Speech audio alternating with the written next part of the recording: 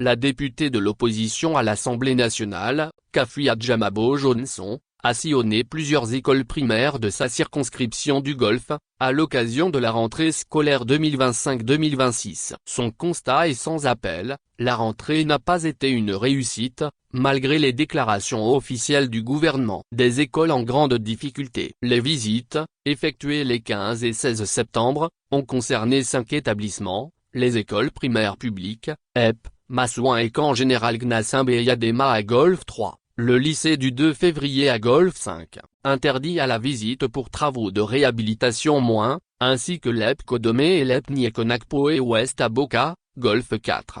À Massouin, fondé en 1974 et reconnu officiellement par l'État en 2023, les élèves suivent les cours sous des apatames, certaines classes dépassant 120 élèves, faute de salles et d'enseignants. Les infrastructures sont vétustes, absence d'électricité, toilettes de fortune, clôture précaire, et cantine inexistante. Les parents contribuent eux-mêmes à la construction de nouvelles classes, et la mairie n'intervient que ponctuellement pour l'assainissement.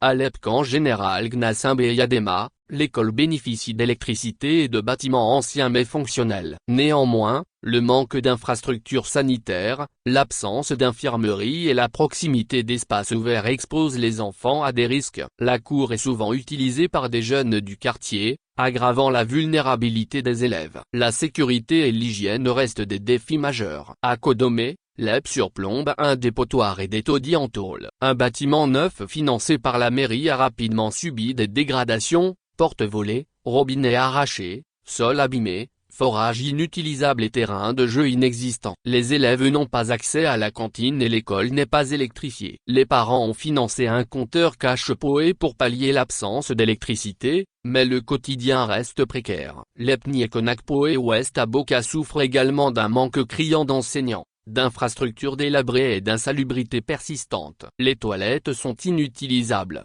les sols abîmés, et une salle de classe est même dangereusement endommagée. Les élèves subissent en plus des inondations et un environnement insalubre aggravé par l'absence de collecte régulière des déchets. Quant au lycée du 2 février, fermé depuis 2023 pour travaux, sa non-disponibilité à la visite met en lumière le manque de planification et ses conséquences, rallongement des trajets pour les élèves, classes surchargées dans d'autres lycées et coûts supplémentaires pour les parents.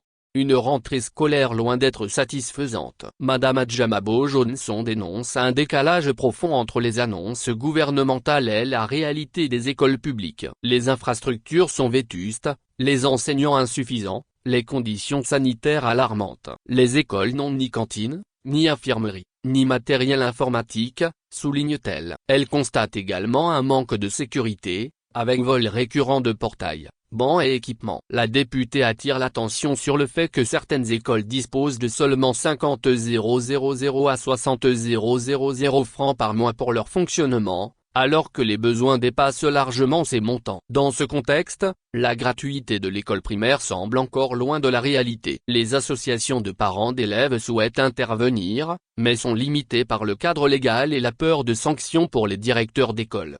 Priorités et recommandations pour le budget 2026. Face à cette situation, la députée de la Dynamique pour la majorité du peuple, DMP, Madame Adjamabo Johnson, formule plusieurs recommandations. Réhabiliter et sécuriser les infrastructures scolaires existantes avant tout lancement de nouveaux projets, renforcer et stabiliser les effectifs enseignants pour réduire la surcharge des classes et améliorer la qualité de l'enseignement, intégrer la santé et l'hygiène dans la politique éducative, avec des budgets dédiés aux cantines, infirmeries et sanitaires. Elle insiste également sur l'équipement des écoles en outils numériques et pédagogiques modernes, et sur la sécurisation des établissements pour éviter les vols et dégradations. Les écoles doivent être des lieux sûrs, salubres et motivants pour les élèves, rappelle-t-elle. À l'approche de la session budgétaire 2025-2026, la députée s'engage à porter ces problématiques au débat parlementaire et à assurer un suivi rigoureux pour que chaque franc investi dans l'éducation bénéficie réellement aux élèves et aux enseignants. Les constats de terrain dressent un portrait préoccupant des écoles publiques à Lomé et l'intérieur du pays, soulignant un écart alarmant entre les annonces gouvernementales et la réalité quotidienne. Pour Madame Adjamabo Johnson, seule une action urgente et coordonnée de l'État et des partenaires pourra garantir une éducation digne et sécurisée aux enfants, restaurer la confiance des citoyens dans le système éducatif et construire le Togo de demain. Actualité Éducation Future Pays Togo.